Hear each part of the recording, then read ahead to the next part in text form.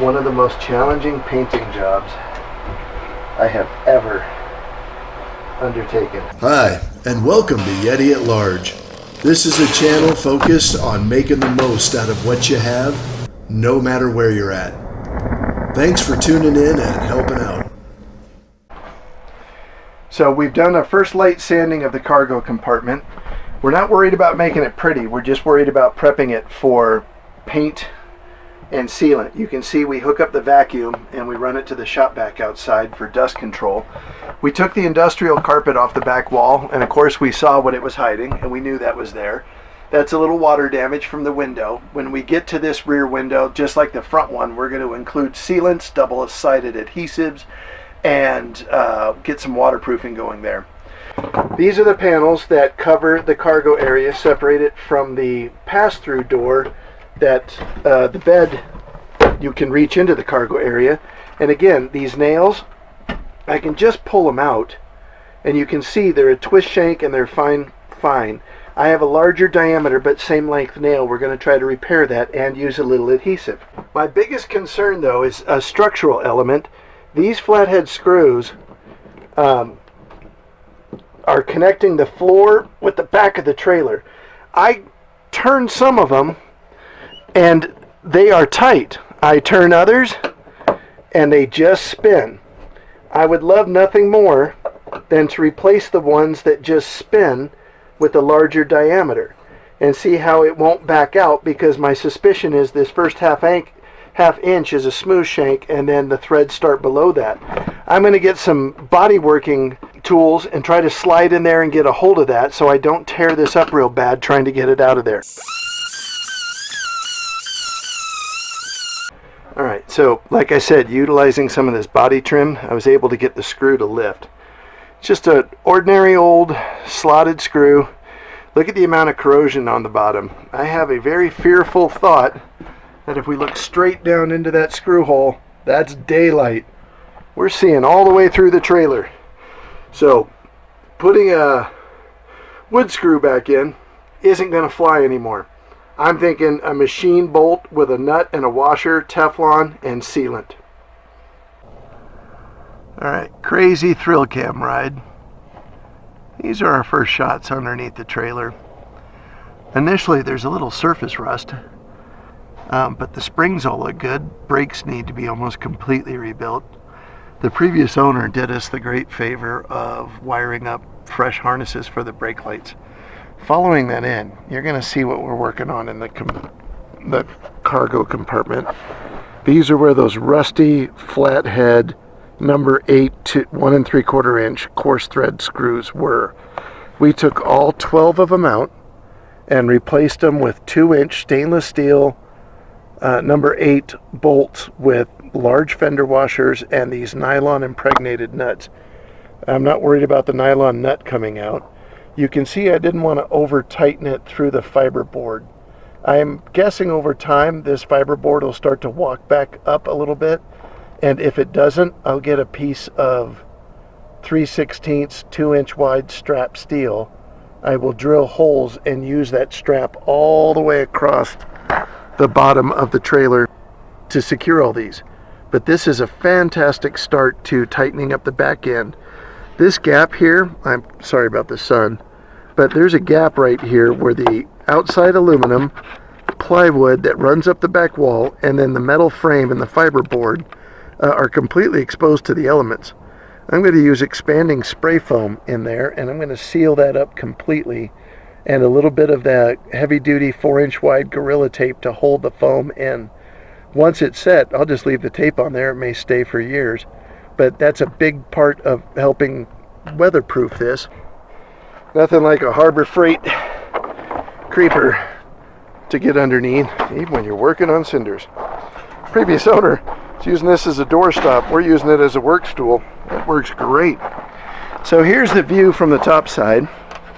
Those bolts are in here with Phillips head screws and the same washers. They're sitting real nice and tidy all along this rail here, which gives good structure to our cargo area. Got tools in the way like crazy, but the cargo area is completely sanded. Well, that didn't grab that. Very frustrating. And that's the name of the game. Keep going. Yeah, come on over here. You got to see what it just did.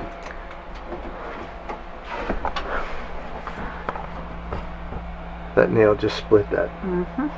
So we need the wood glue and a clamp. So we split some of the wood. We used a little adhesive. We took out all the nails, put in screws. We put new screws and straightened out the bent hardware. We sanded the back of this. But the best win is we found this roller catch in one of the drawers. It's obviously been around for a while, and we were able to use it right here with fresh hardware. And so now when we close the bed door, like a glove, little steel wool on the original handles, and the storage space and bed frame is coming together. So we've decided before we continue sealing this up, we're going to fix this damage to the bed frame. And if you look right down in there, you'll see that crack that we're seeing. And so because of that, it's swinging out about 3/4 of an inch. But we're going to flip them over 180 degrees so the flex is pushing the other way. We'll replace the nails. There we go. So looking at this closer, we have to make a minor repair. You guys are going to love this in YouTube land.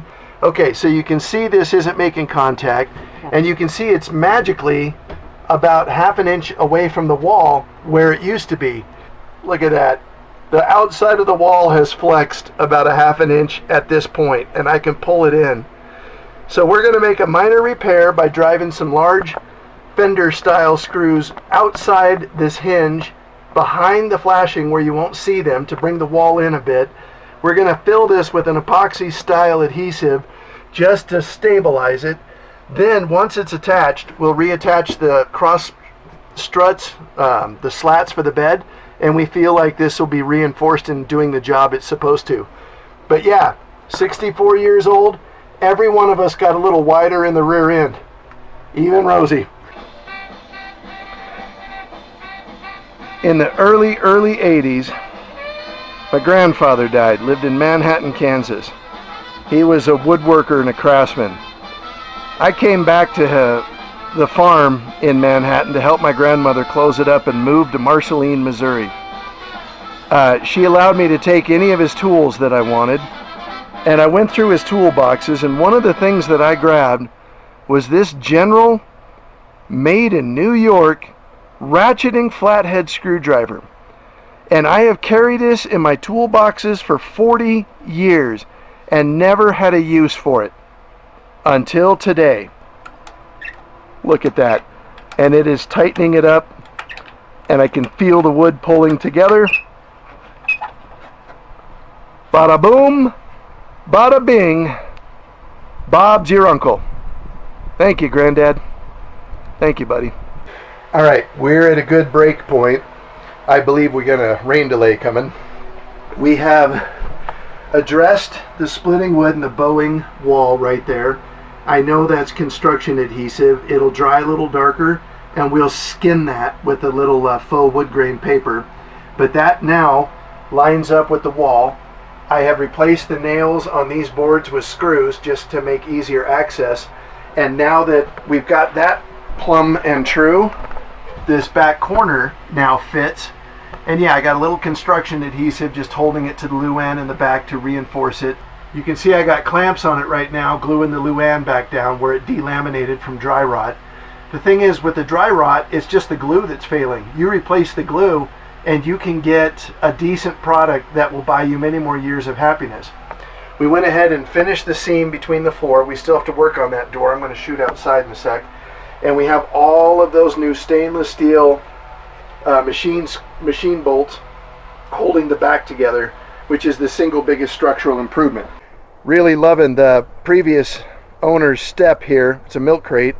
It makes one heck of a work stool, so thank you for that.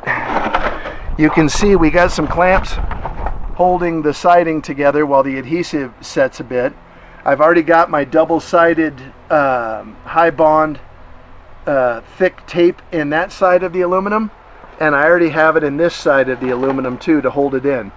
Now you can see we went ahead and made a minor modification with these two screws that is pulling the bowing wall back in, and holding it plumb and true now.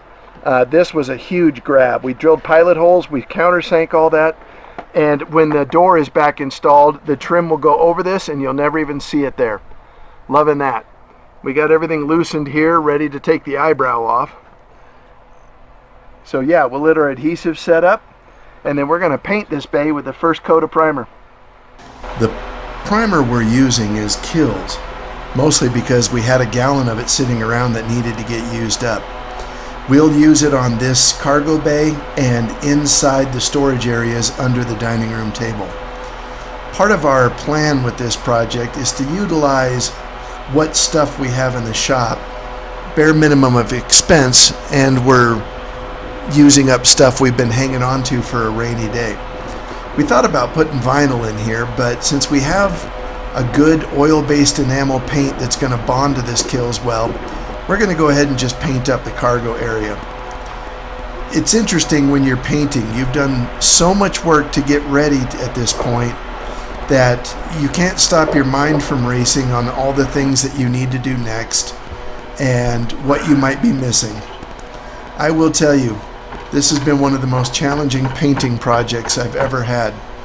It'll be nice when it's done and both of the doors are fully rebuilt.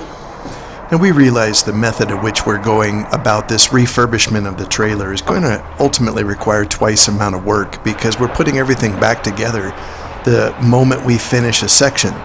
But this is just a refurbishment. This is just delayed maintenance and upkeep.